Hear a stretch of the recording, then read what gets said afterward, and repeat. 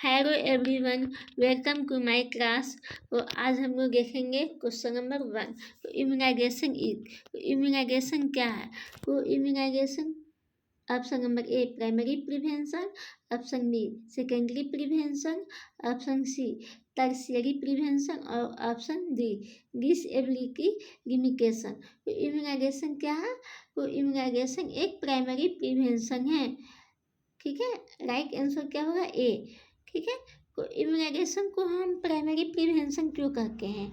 तो इम्यूनाइजेशन यानी कि जो टीकाकरण है, इसके माध्यम से हम क्या करते हैं? होने वाली बीमारी से बचाव करते हैं। किसको? माँ और बच्चे दोनों को। जैसे ही माँ गर्भवती होती है, उसी समय से हम क्या करते हैं? वैक्सीनेशन शुरू कर देते हैं। बच्चा होने के बाद बच्चे को भी वैक्सीन लगाते हैं। जैसे कि BCG हो गया, हेपेटाइटिस हो गया, OPV हो गया, पेंका हो गया, गोका हो गया। ठीक है, को JE हो गया, MR हो गया।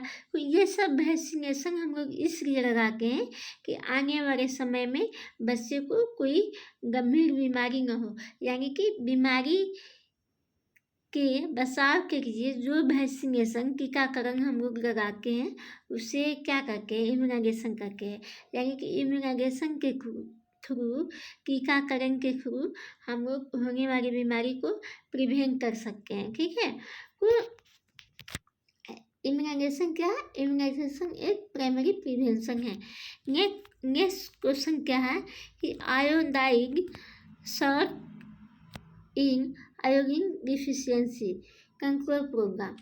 तो इसका जो ऑप्शन ए है प्रीमोलियर प्रिवेंशन, ऑप्शन बी है प्राइमरी प्रिवेंशन, ऑप्शन सी है सेकेंडरी प्रिवेंशन और ऑप्शन डी है टर्शियरी प्रिवेंशन।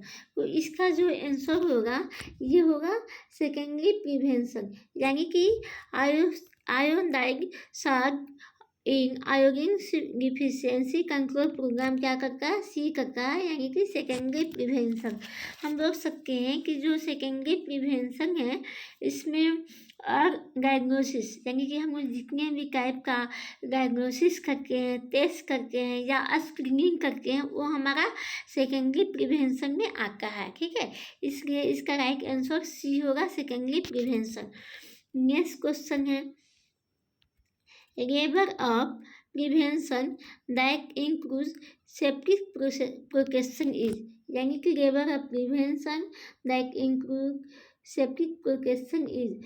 इसका ऑप्शन ए है प्राइमरियल, ऑप्शन बी है प्राइमरी, ऑप्शन सी है सेकेंडरी और ऑप्शन डी है क्या?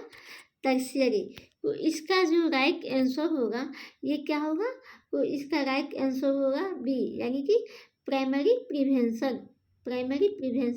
यानी कि level of prevention that include specific precaution is क्या होगा? Primary prevention. ठीक है, ऑप्शन डी होगा। नेक्स्ट क्वेश्चन है कि health survey planning committee is also known as. यानी कि वह कौन सा कमेटी है जिसमें हेल्थ सर्वे और प्लानिंग को दिया गया है? तो health survey and planning committee is also known as. इसका ऑप्शन ए है बोर्ड कमेटी, ऑप्शन बी है सरकार सिंह कमेटी, ऑप्शन सी है मुगलियार कमेटी और ऑप्शन डी है मुखर्जी कमेटी। तो इसका जो राइट आंसर होगा, ये होगा सी, यानी कि मुगलियार कमेटी। यानी कि मुगलियार कमेटी के द्वारा जो दिया गया था, वो क्या था? Health survey and planning committee,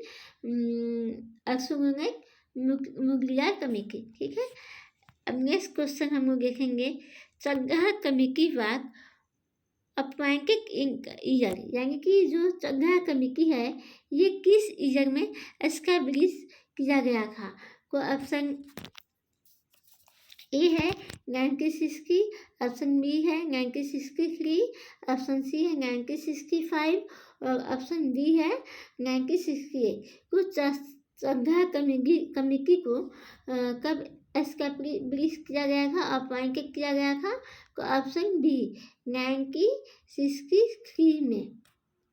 next question है कि Wermer syndrome is considered as, तो इसमें है एमी यंग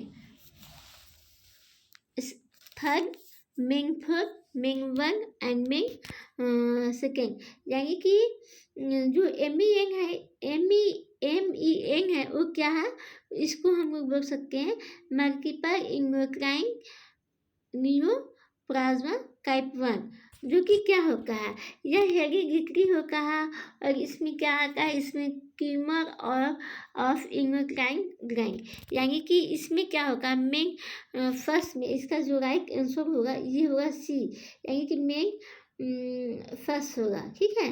और इसमें क्या होगा है, इसमें जो फीमेल का इसमें जो ट्यूमर होगा, ट्यूमर का इंडोक्राइन ग्लैंड में ट्यूमर हो जाता, सॉरी, इसमें क्या होगा है, इसमें इंडोक्राइन ग्लैंड में ट्यूमर हो जाता है। और ये जो होगा है, ये क्या होगा है, हेरिडिटरी कंडीशन है, ठीक है। और एमईएन को क्या करके, मेन को मल्टीपल इंडोक्राइन नियोप्लाज्मा टाइप 1 करके हैं, ठीक है। इसका राइट आंसर क्या हो गया, सी हो गया, मेन फर्स्ट। नेक्स्ट है spinnbarkeit appearance of cervical mucus is a sign of, तो इसका ऑप्शन ए है मेंस्ट्रुएशन, ऑप्शन बी है प्रेगनेंसी, ऑप्शन सी है मेनार्सी और ऑप्शन डी है ओवुलेशन। तो इसका जो देखेंगे हम लोग क्या कि स्पाइंग बाग क्या होगा है, यह एक evaluation of elasticity of cervical mucus. और इसमें क्या होता है, इसमें टाइम ऑफ ओवुलेशन होता है, अंड ओवुलेशन, यानी कि ओवुलेशन के समय में क्या होता है, कुछ जो सर्वाइकल है उसका इलास्टिसिटी बढ़ जाता है 12 to 24 सेंटीमीटर और मोर। और इसका जो राइट आंसर होगा, इसका राइट आंसर क्या होगा, इसका राइट आंसर होगा डी, यानी कि ओवुलेशन। क्या होगा, ओवुलेशन, राइट आंसर डी होगा। नेक्स्ट क्वेश्चन है कि basic structural unit of protein, यानी कि इसका basic structural unit of protein क्या है, वो इसका जो राइट आंसर है एमिनो एसिड, यानी कि सी हो गया। नेक्स्ट क्या है, the net protein utilisation is maximum flow, तो ऑप्शन ए है मिल्क, ऑप्शन बी है मिल्क, ऑप्शन सी है एग और ऑप्शन डी है सोयाबीन। तो इसका जो राइट आंसर होगा ये क्या होगा, तो इसका राइट आंसर होगा एग, यानी कि सी नंबर राइट आंसर होगा।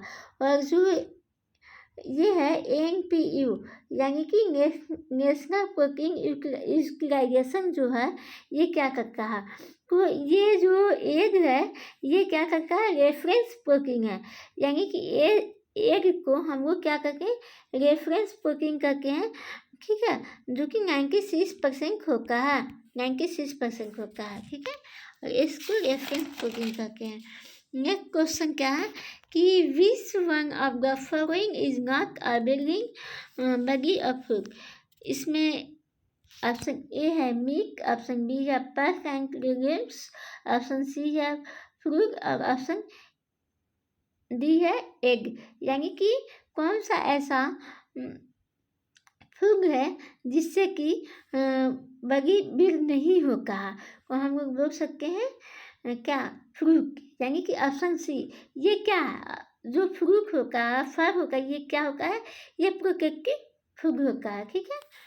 इसका राइट आंसर है सी। नेक्स्ट क्वेश्चन क्या है कि द रेफरेंस प्रोटीन इज, अभी हम लोग पढ़े थे क्या कि रेफरेंस प्रोटीन किसको बोलते हैं, एग को। इसका राइट आंसर क्या होगा, ए, यानी कि द रेफरेंस प्रोटीन इज को एग होगा, जो कि हाई बायोलॉजिकल वैल्यू होता है, ठीक है। और नेक्स्ट क्या है,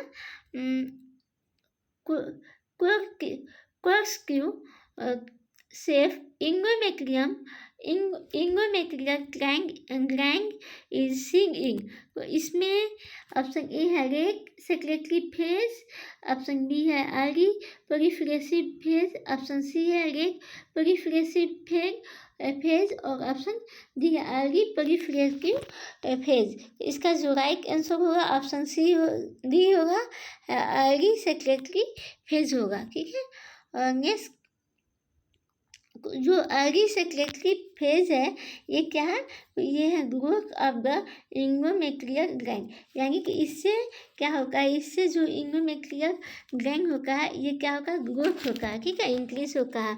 तो आई होप आज का क्लास आप सभी को समझ में आया होगा और आप सभी को आज का क्लास अच्छा लगा तो मेरे चैनल को सब्सक्राइब एंड सपोर्ट कीजिए।